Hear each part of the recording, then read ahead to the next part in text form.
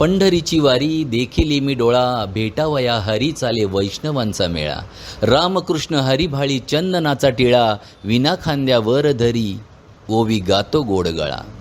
कोण हीन कोण दीन पांडुरंगाच्या स्वाधीन, थोडा विसावा घेऊन घालवा वया तो शीन. घास भरवत तो कोण जात पात विसरून, गेला गर्वरे हरून झाले माऊली तलीन.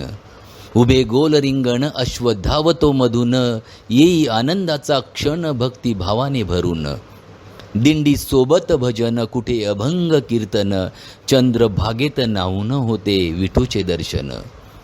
वारीमध्ये तू जाऊन काय आलासी घेऊन, पुसती जे जन घ्यावा अनुभव करून.